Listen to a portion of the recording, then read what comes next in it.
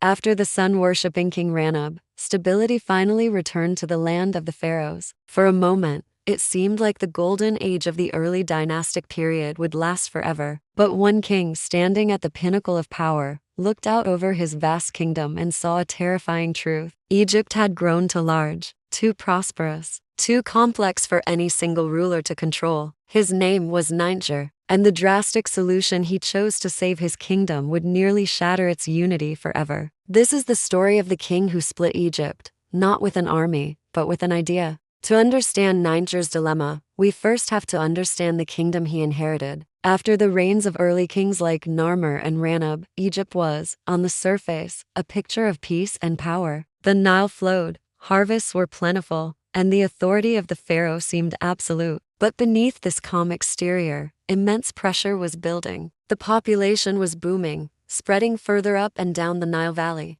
With more people came more complexity. The royal administration, once a small centralized group of scribes and officials, was now a sprawling bureaucracy. They had to manage grain storage, tax collection, labor for monumental construction projects, and trade with foreign lands. Think about it. In a world without instant communication, just sending a message from the capital at Memphis in the north to the southern frontier near Aswan could take weeks. Information was slow, and control was even slower. As the central government struggled to keep up, local governors known as nomarchs began to accumulate more power in their respective regions, or nomes. They were the king's representatives, yes, but they were also becoming local rulers in their own right, with their own courts, their own loyalties, and their own ambitions. Egypt was united in name, under one crown, but in practice, it was becoming a collection of powerful provinces that were barely manageable from a single center. Nynetjer inherited a kingdom that was simply too big for the administrative system designed for a smaller, younger nation. It was a victim of its own success, and the cracks were starting to show. Around the year 2860 BCE,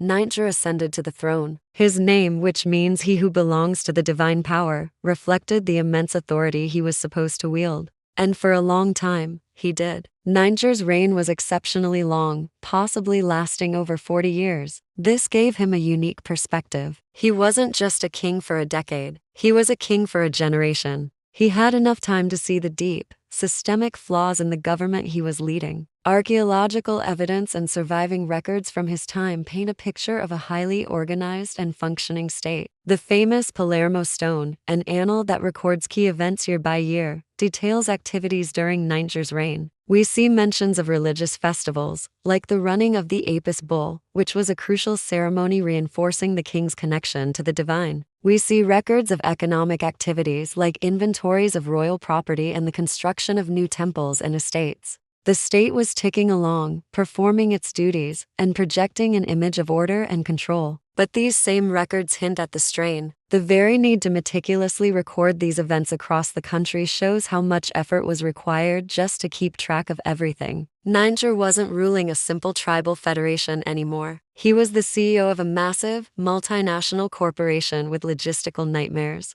Every decision, every decree, had to ripple through a vast and increasingly sluggish system. He saw firsthand that the tools of his predecessors were no longer sharp enough to manage the Egypt of his day. The kingdom was groaning under its own weight, and as the decades passed, Nynetjer knew something had to give. Faced with a kingdom on the brink of administrative collapse, Nynetjer made a choice that no pharaoh before him had ever dared to consider. It was a radical, dangerous, and desperate decision. He decided to split the administration of Egypt in two. He didn't divide the kingdom itself, not in theory. The double crown of Upper and Lower Egypt still rested on one king's head, but he created two separate administrative centers of power. From that point on, Upper Egypt, the long southern valley, would be governed separately from Lower Egypt, the sprawling, fertile Nile Delta in the north. One kingdom, one king, but two governments, two sets of officials, two chains of command, two centers collecting taxes and managing resources. On paper,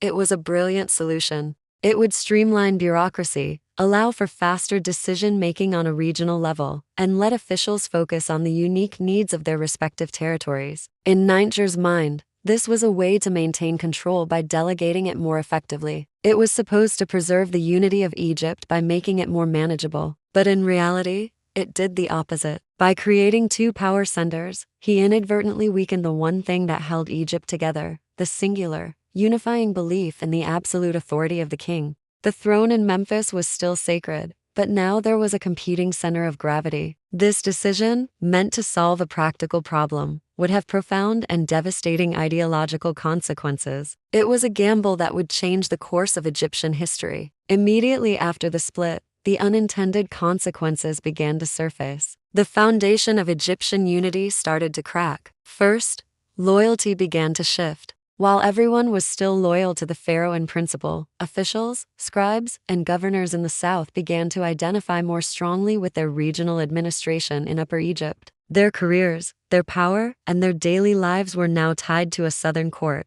not the distant capital of Memphis. The same thing happened in the north. A subtle but powerful us versus them mentality began to take root within the very government designed to serve one king. Then, religious practices started to diverge. While the core pantheon of gods was shared, different regions had always had their own local patron deities. With two separate administrations, these local cults gained more prominence. Religious festivals and temple construction became more regionalized, sponsored and managed by their respective bureaucracies. The shared national culture, which the king was supposed to embody, began to fragment into two distinct cultural spheres. Most critically, the authority of the king became blurred. Who was really in charge? If an order came from the king in Memphis, but a regional administrator in the south gave a conflicting directive, who did you obey? The king was still a god, but his earthly power was now filtered through two competing structures. The throne was still sacred, but it was no longer absolute. The single voice of command had been replaced by a complicated echo. Nynetjer's pragmatic decision had planted the seeds of division deep within the soil of the Nile Valley, and they were beginning to sprout. The final, and most damning, evidence of this fracture came after Nynetjer's long reign ended.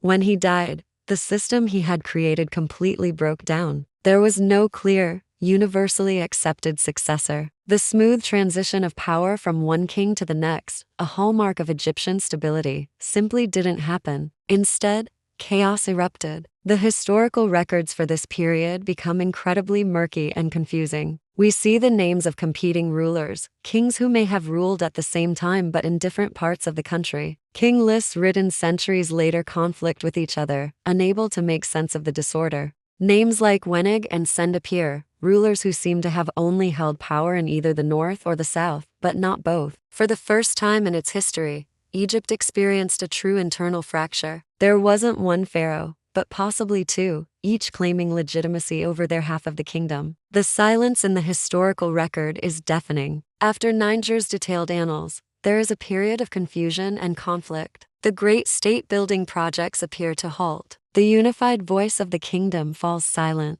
The administrative split, designed to save the kingdom, had led directly to its political division. The center had not held, and Egypt was now paying the price for Nynetjer's dangerous decision. So why does Nynetjer matter? It's tempting to look back and call him a failure, a weak king who broke his kingdom. But that's too simple. Nynetjer didn't fail because he was weak. He failed because the problem he faced was enormous. He was a visionary ruler who correctly identified a fatal flaw in his kingdom's structure, but whose solution ultimately proved as dangerous as the problem itself. His reign is a crucial turning point. It marks the moment when Egypt, as a unified state, had its first near-death experience. It was the first time the Egyptians learned the hard lesson that unity was not a given. It wasn't something you achieved once and then had forever. It was fragile. It had to be constantly reinforced, renegotiated, and defended, not just from foreign enemies, but from internal pressures. Nynetjer's story is a powerful reminder that even the strongest and most ancient kingdoms can break, not from invasion or disaster, but from within.